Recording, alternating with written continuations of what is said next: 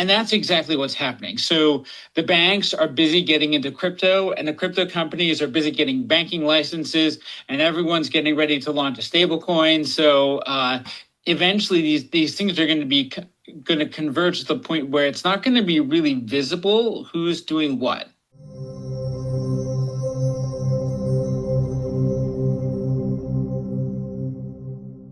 Okay, so this is going to be one of those Zoom calls that is going to show you guys that you are a part of one of the realest communities on the internet, one of the only communities that is actually prepping people and teaching you guys how to properly read fundamentals.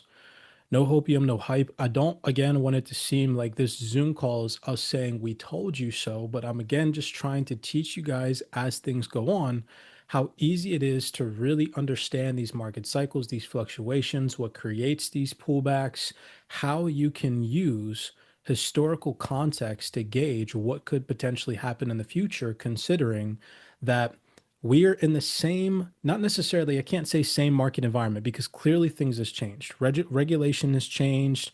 Government support, political support, country support for this crypto ecosystem has obviously, of course, scaled up. Institutional demand has clearly and more substantially changed than in previous cycles and in previous years. But we're still in a trading environment, and that is the underlying foundation that I'm still trying to get everybody, including my followers on the outside of CYPRX, to see is that all these headline driven hopium hype articles and speculative theories that are going to take prices higher don't matter right now. Like they literally don't matter. The only people that are in crypto right now from a larger institutional standpoint are hedge funds, family offices, wealth firms that are actually comfortable, you know, trading these assets, day trading these assets, hedging, arbitrage, speculating on the future price of these assets in terms of day trading price action. So there's probably maybe like, I don't know, less than 10% of crypto right now that's actually being utilized for its underlying utility outside of DeFi. Um, and when you understand that, it will allow us to continue to gauge accurately these pullbacks, gauge accurately when the market sentiment could shift back risk on, and really fixate our attention on understanding the moment and the now, being focused, being locked in. Like Kevin, I heard him say on the DeFi voice chat today, the underlying fundamentals in crypto are still super bullish. That has not changed. But because we're in a trading environment where we are operating in the riskiest asset class on the face of this planet, when there is an increased appetite for safety and gold, yield, yields, or dollar, then we have to understand that that's going to likely reflect itself in sell pressure in crypto. Okay. And that's exactly what we're seeing today.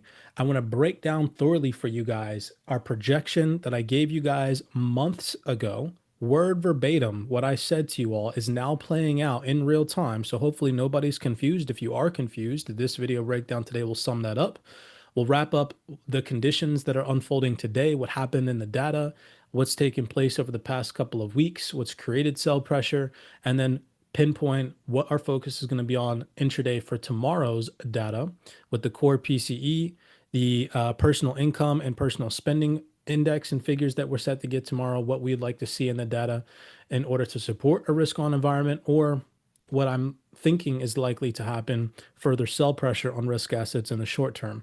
And then I'll leave you guys with a couple of video clips to support the thesis that the underlying fundamentals in crypto are bullish. We'll get into some perspectives from some industry leading experts and individual Dan Moorhead, CEO of Pantera Capital. We'll listen to him talk about how we're in this multi-year bull cycle and how these pullbacks that we're going to experience are going to be, troublesome. They're going to be painful, but they're going to be temporary and they're going to lead to the market finding a floor and then creating another leg higher. We have this gentleman here. We've listened to him before, the global blockchain leader, EY Paul Brody, go on to talk about how banks are starting to integrate crypto into their core infrastructure, just to, again, give you guys that peace of mind that this is happening. We have this gentleman here is the co-founder of Tether. He says the same thing that Dan Moorhead says, like, hey, look, we're going to experience pullbacks, but are you really skilled enough to call the top and then also call the market bottom to re-enter in? Best scenario or best strategy from this gentleman's perspective, who's a billionaire, is hold for the long term, right? Have a long-term perspective, use the discounted opportunities to build bigger positions under the assumption that the underlying fundamental crypto narrative is still there. And then this gentleman here from XC, or however you say this, he pretty much goes on to say the same thing, that currency is being devalued at a very rapid pace, no matter what jurisdiction you stem from. And the best hedge against that, historically speaking, in terms of returns, has been the crypto ecosystem. So we'll end it there. And then I'll leave you guys for the weekend. So going all the way back to a Zoom call recording that took place in our community August 24th, 2025. I want you guys to listen to what I had projected was going to happen at the September 17th FOMC meeting, back when we had discussed and talked about this in August. Now, if you remember, one of the primary reasons I had predicted this is because our CYPRX researchers shared a Signum crypto report by the head of Signum's research. I forget her name. I think it's Katina or something like that, Katrina or something. And she reiterated the same thing, that the likelihood of Jerome Powell cutting rates was very high at a 25 basis point cut. But what was going to throw the market off and lead to a buy the rumor, i.e., buy the rumor up that the Fed was going to cut rates up until August and September, but that when the Fed actually cut rates, it was going to lead to a market pullback, throw the market off, expecting more rate cuts, and that Jerome Powell is actually going to deliver a hawkish rate cut, just like he did back in December 2024. We'll go over that as well. So just take a second and listen to my projection. This was, again, months ago, over a month ago now, as of time of recording this. Just to show you guys that you're part of a community with a mentor that actually knows what the heck he's talking about and doesn't make stuff up, speculative theories and bullcrap that doesn't come into fruition. Not a substantial increase in the NFP figure of only 10,000 increase from a previous reading in July. That still shows weakness in the labor market. So I believe that he cuts rates in September if we get that labor data weakness. But I believe that he delivers a hawkish rate cut, which will create most likely a temporary pullback, but then extend the bull cycle into 2026. Right. So that was my prediction. I had expected that they were going to cut rates at 25 basis points, but that they were going to deliver a hawkish cut. It was going to lead to a pullback, which we're currently experiencing now, and that we would see an extension into the bull market or bull market cycle into 2026, right? Which is still a projection that I hold dear to my heart, and I'll go over that today. In this Zoom call recording, this is from our September 21st Zoom call just a couple of days ago. This is where I broke down in detail for you guys. So if you did not watch this, make sure that you go back and watch it. It'll give you a very thorough analysis of what created these pullbacks in previous market cycles. Verbatim, what fundamentals came out, when they came out, at specific dates, weighing on market sentiment and creating pullbacks in 2023 rolling into 2024. I believe it was March, down into about April or August 2024. The market recovered as the market continued to price in rate cuts. September 2024, the Fed officially cut rates by 50 basis points. And then heading into the election cycle in 2024, we had the market aggressively price in easing into 2025. Beginning of 2025, end of December 2024. It was December 17th, I think, or something like that. It was like either that week, December 12th through the, I don't know, maybe like 20th or something like that. I don't remember the specific date. I think it was the 17th. Jerome Powell, same thing that just happened in September this month.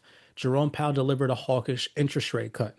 That created the top in the market in 2024, rolling into 2025. And then continuously after that, we had upbeat economic employment data. We had higher inflation. We had geopolitical tensions and shocks take place that weighed on market sentiment, pulling the market sentiment back in risk assets, finding eventually a floor, and then continuing to price in rate cuts in 2025, creating to elevated prices where we're currently sitting at now. Now in real time, we're seeing all of that same fundamental underlying factors that weighed on crypto prices before play out in real time.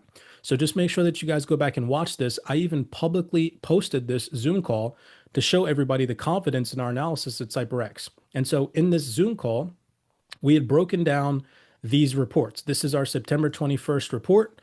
If you scroll down here to the bottom, you can see our overall projection, realistic, non-retail, hype-driven analysis. I said here for you guys, when the market was trading at $4 trillion in this screenshot at a high, what would create a pullback scenario in crypto down to where we're currently trading at now? You can see that my projection here was $3.7 to $3.6 trillion, which is exactly where the market's trading at now.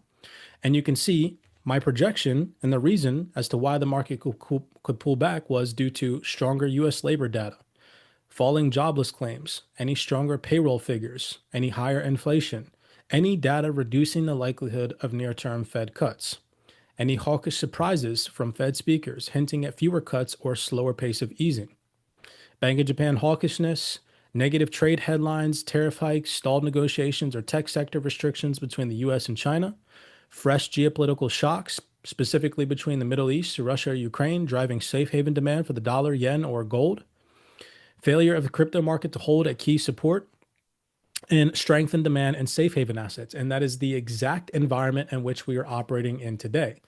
Fast forward, this was over the weekend. We saw elevated escalations in Russia and Ukraine and NATO, so on and so forth. This created a lot of demand, pent-up demand for gold. Gold hit a new all-time high in past recent days at $3,800 per ounce. And then just yesterday, you guys can even see, this is Jerome Powell's speech from Tuesday. It says right here, Federal Reserve Chair Jerome Powell on Tuesday signaled a cautious approach to future interest rate cuts, setting up a sharp contrast with other central bank officials who are calling for more urgency in responding to a weakening job market. If we're to cut too aggressively, we could leave the inflation job unfinished and need to reverse course later, Powell said. But if we keep our policy rate too high for long, the labor market could soften unnecessarily. So Jerome Powell pushed back on the rate cut trajectory, and all of these factors are starting to lead to a more risk-averse, risk-off sentiment. So just to show you guys, remember in the report that we had delivered on the 21st September 2025 in this thorough detailed breakdown, just to show you guys the local top and what had taken place back in March 2024, here's the data log. We can see Tuesday, March 12th, through Friday, March 15th. We look down here at the bottom of the dates. That's the exact top in March 2024.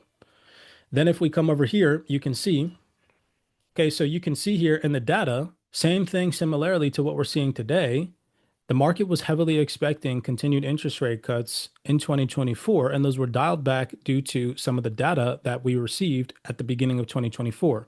In this case, we had received higher inflation data, both in the CPI and PPI figures, and we had a healthier unemployment claims reading on Thursday, March 14th. This was the start and led to the start of the market repricing and rate cut expectations back in 2024.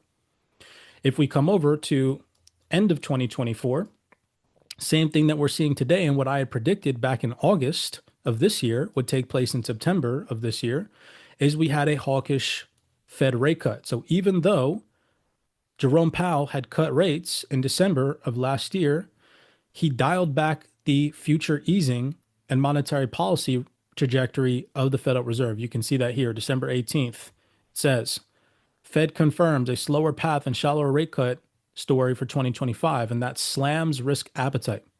And so when I had projected all this stuff to you guys, I had said that if we continue to see this type of environment, it's going to likely lead to the same scenario, a deep retracement in risk asset prices. We don't know where the floor is going to be. We don't know when the retracement is going to stop or when the data is going to flip back bullish. We have to see how that happens and comes out week after week. But based off of previous cycles and historical context, it was likely to take place again. Now, if you fast forward to today, let's go look at the recent local tops and how the data literally aligns with exactly what I was showing you guys. So what took place in March? Like I said, we had higher inflation here, okay? Without enlarging that picture, that infograph. Well, if we look at the local top that took place in August, what happened the week in August when the market had topped out at $4.189 trillion? You can see we have core CPI figures and PPI figures. The CPI came out relatively in line with the previous and forecasted readings, but the core PPI on August 14th showed signs of continued elevated figures, showing that inflation remains sticky and troublesome. Albeit a lot of the Fed speakers said that this was a one-side or a one-off surprise in inflation, that it's going to be temporary. It still dials back the pace of rate cuts that the Fed can deliver in the near term.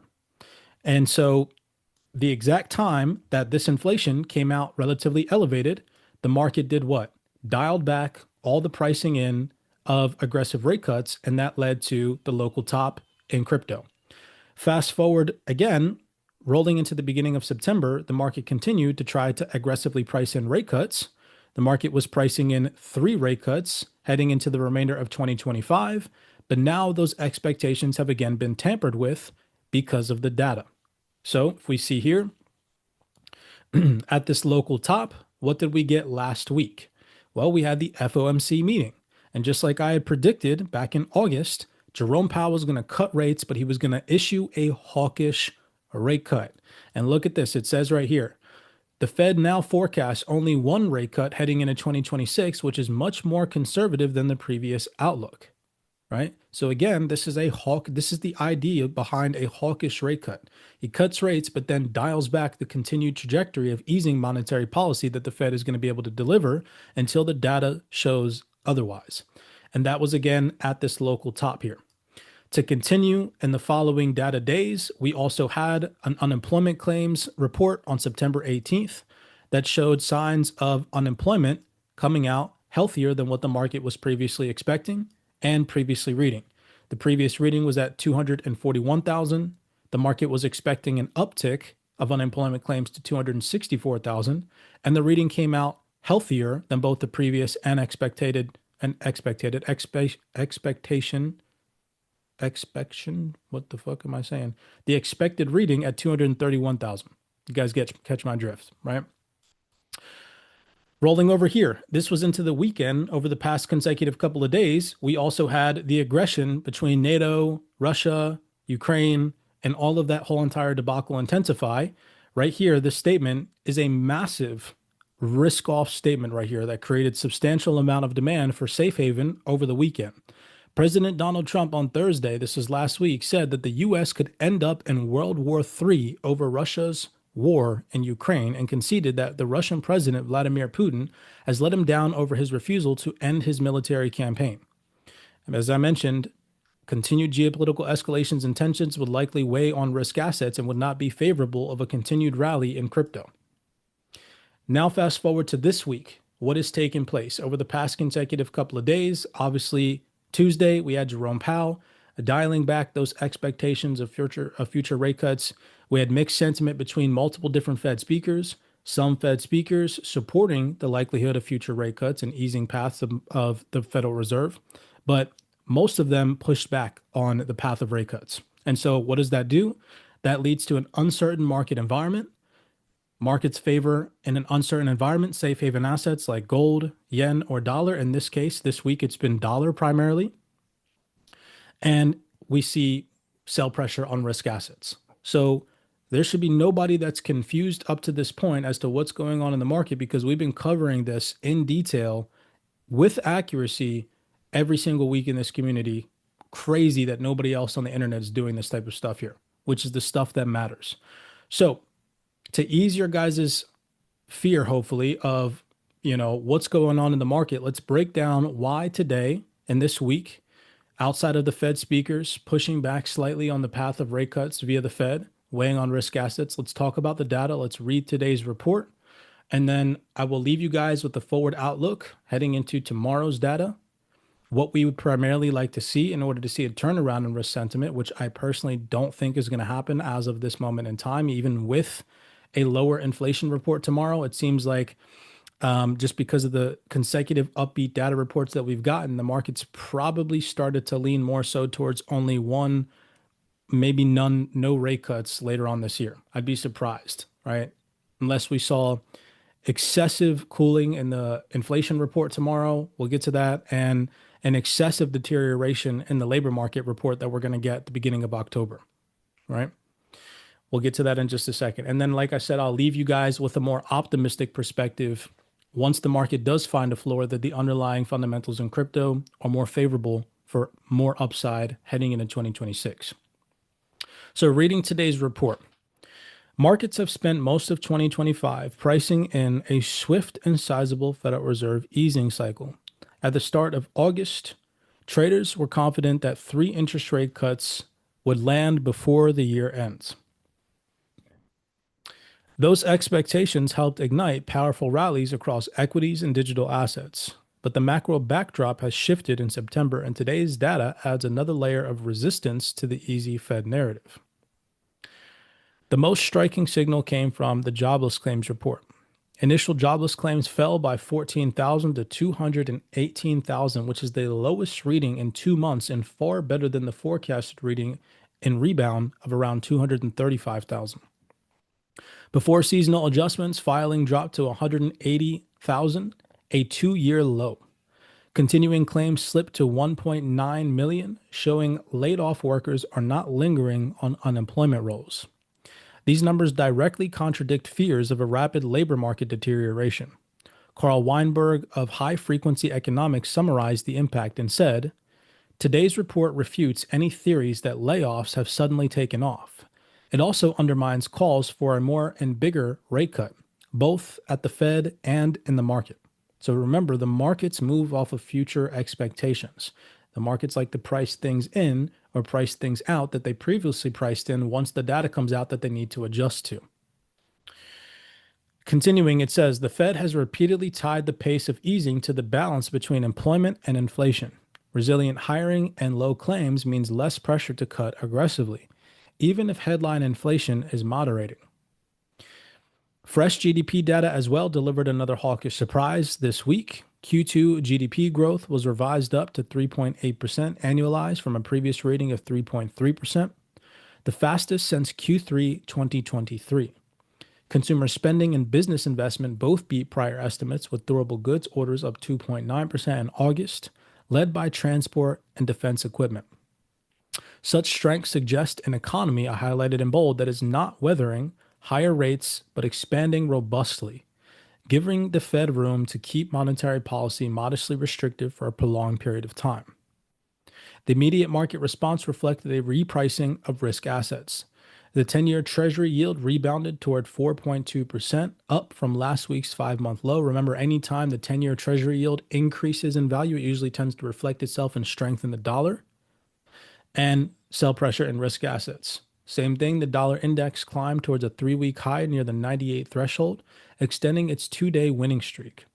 Equity sold off, the S&P fell 0.7%, the Nasdaq 1%, while gold stayed near record highs as geopolitical tensions are keeping safe haven demand alive. For crypto, which thrives on liquidity and lower real yield conditions, this is a double blow. Tighter financial conditions for a prolonged period of time, reduced speculative appetite, and stronger dollar makes digital assets relatively less attractive. Again, temporarily for the time being. I don't think that this is going to last long term. It's again temporary. The big picture for digital assets continues. Since its early September peak, the total cryptocurrency market cap has shed more than $330 billion. Two earlier pullbacks, I don't know why this says 2025, two earlier pullbacks came when upbeat labor market data and inflation data forced markets to scale back Fed cut expectations, which I've shown you guys in detail on previous calls. Today's combination of strong jobs, firm growth, and rising yields shows that pattern repeating itself. With geopolitical risks still elevated and talk of potential Japanese carry trade unwinds, the bid for safety demands and remains strong. With gold at a new all-time high and still lingering in those areas, risk appetite still remains fragile. So what to pay attention to tomorrow? Tomorrow, we have the release of the core PCE inflation and personal spending and income figures. Those will be the two most pivotal factors. Two scenarios right now remain on the table.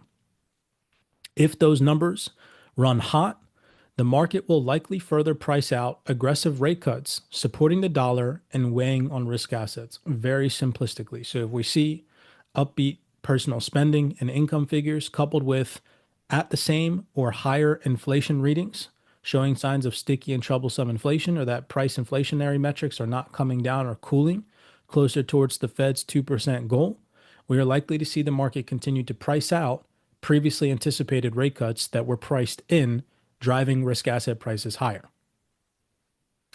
If they cool, traders are most likely to re-embrace a dovish path, helping crypto and equities claw back some of the losses, albeit because of the current environment, the geopolitical risks, and the stronger jobs data. I don't think that it is going to lead to any substantial market recovery, even if we were to see excessive cooling in the data tomorrow. So be prepared for that. I could be wrong. if we did see some excessive cooling in the core PCE tomorrow, but I don't think I am. So I'm not expecting any substantial or significant recovery in current market prices until we see a couple of different data days that support further easing.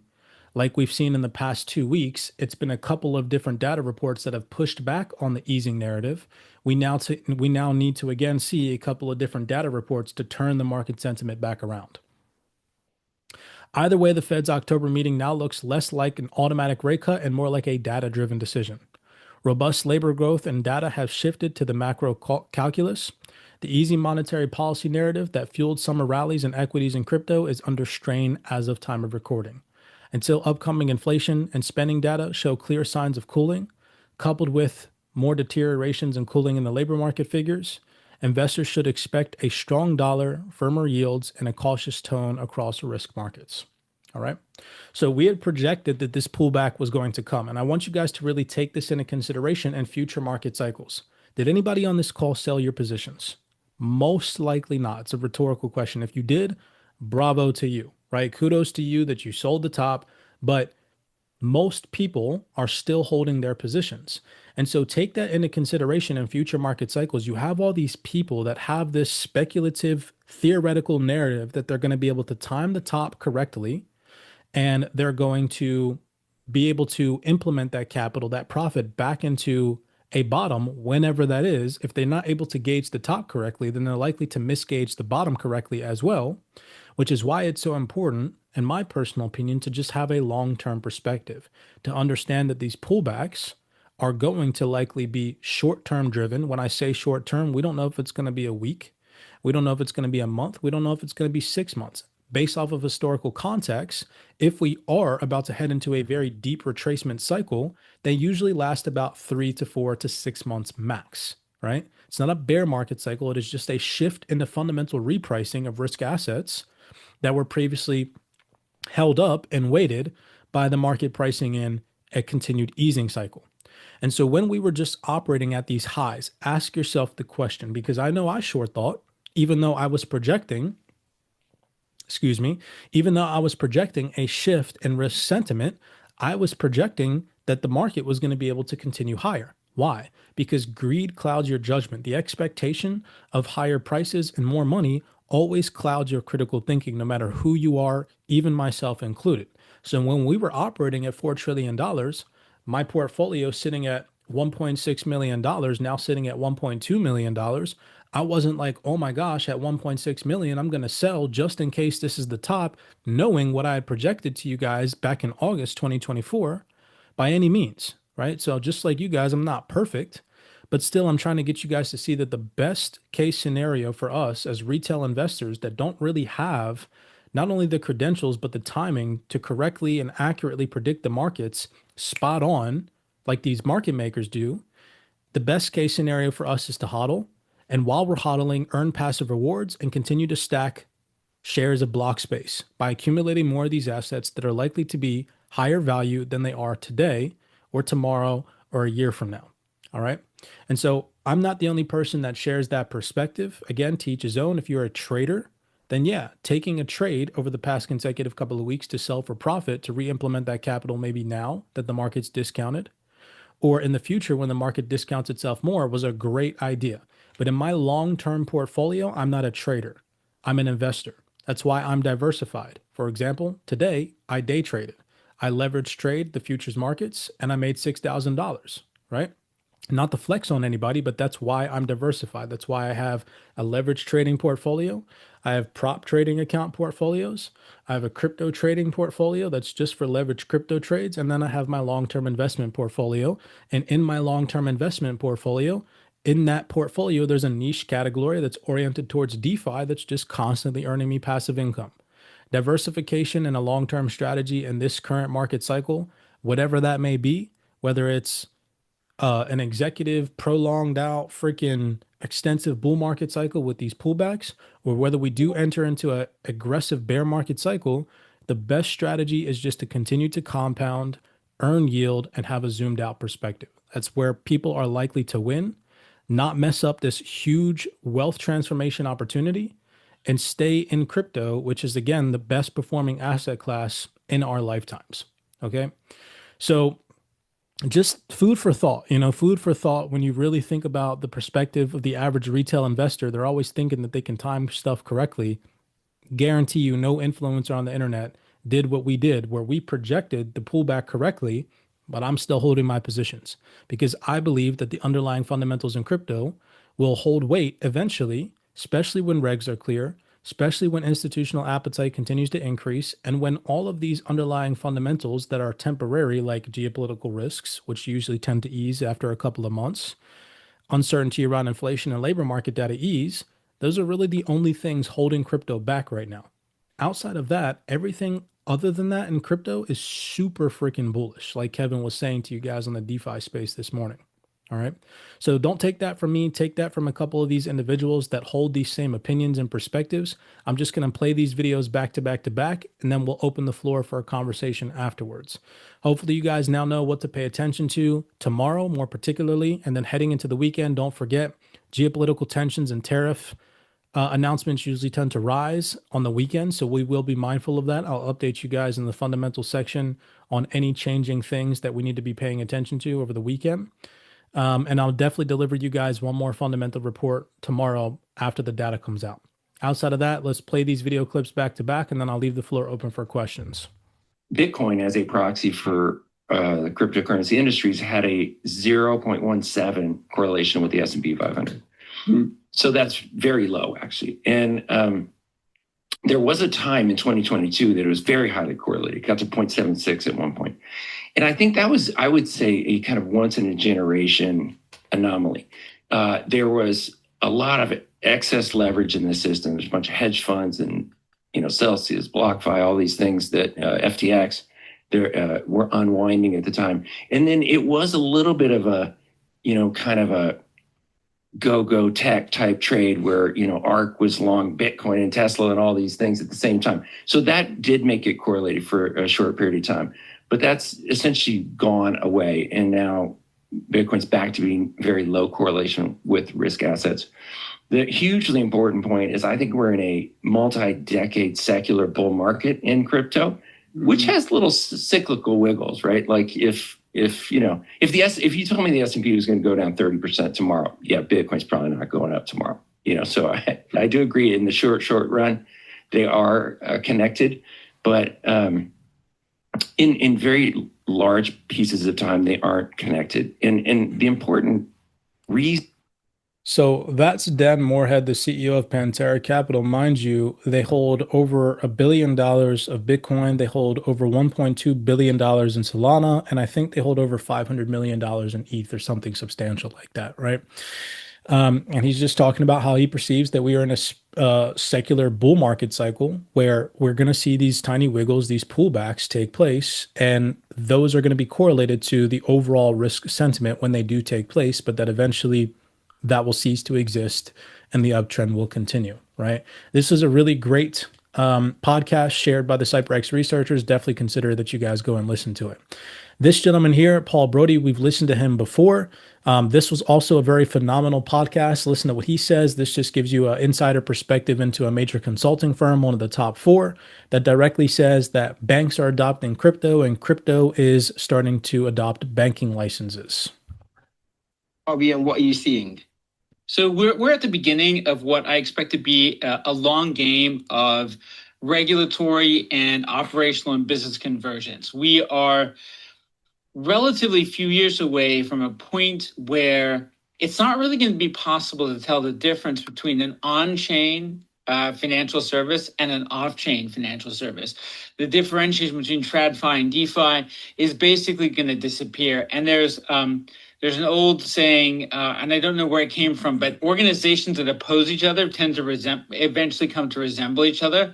And that's exactly what's happening. So the banks are busy getting into crypto, and the crypto companies are busy getting banking licenses, and everyone's getting ready to launch a stable coin. So eventually these things are going to converge to the point where it's not going to be really visible who's doing what.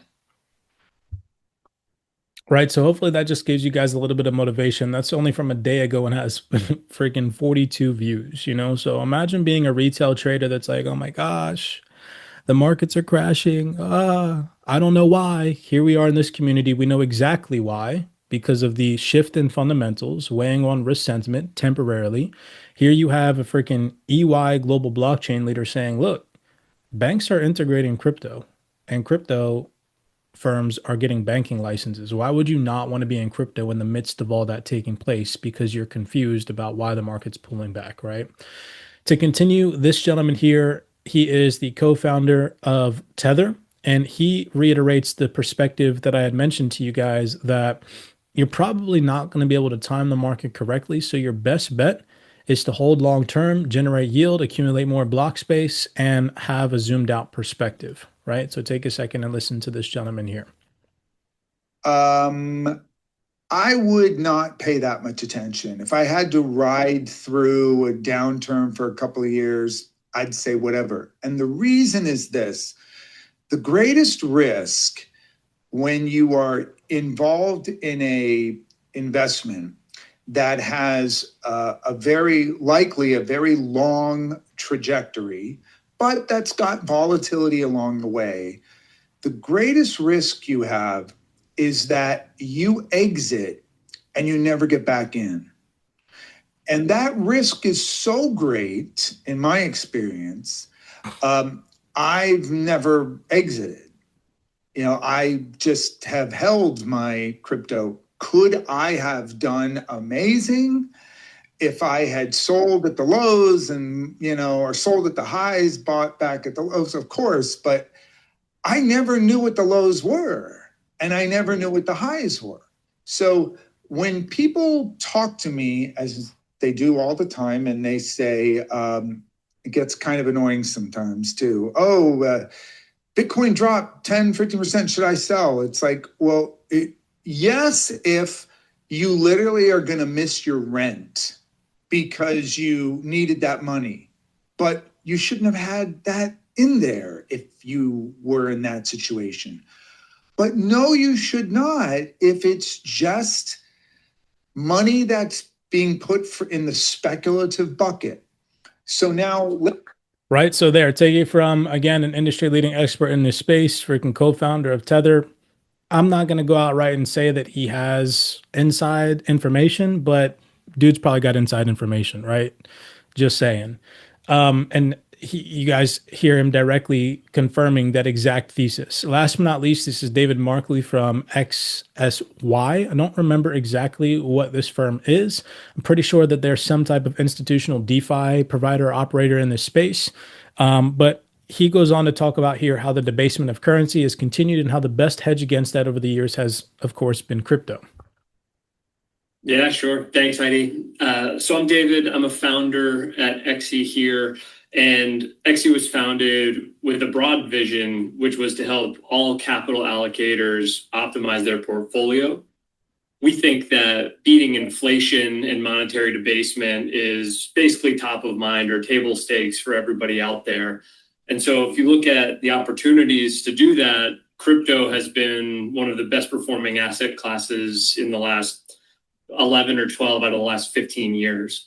And so our flagship product, Unity, allows allocators to gain exposure to crypto-derived yield without the volatility of just holding the underlying or the operational complexity of figuring out how to move on chain and take advantage of all of the various protocols that are out there.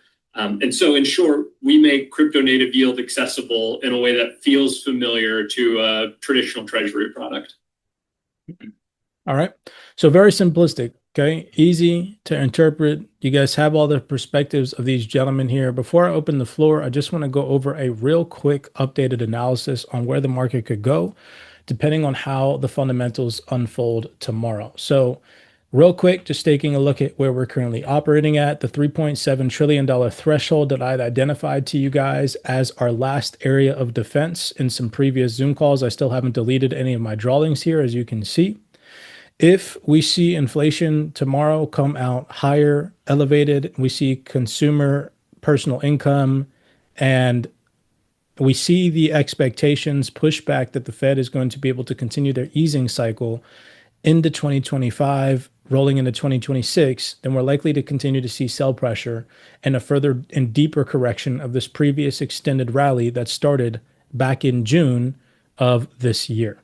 So if we do see higher inflation figures and continued deterioration of sentiment that the Fed is going to be able to cut rates, leading to a stronger dollar and a further risk-off market mood, the first area of interest that I would be mindful of to pay attention to is, do we break this overall support channel here, or this base we can clearly see has held in previous retests?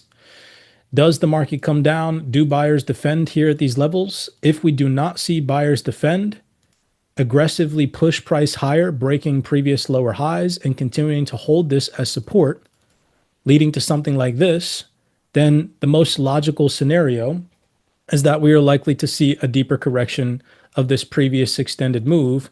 And that's going to start to take us into this consolidation range that existed back in summer, or the beginning of summer 2025, at around $3.3 to $3 trillion. So be prepared for that in case it does happen, because our portfolios are going to bleed.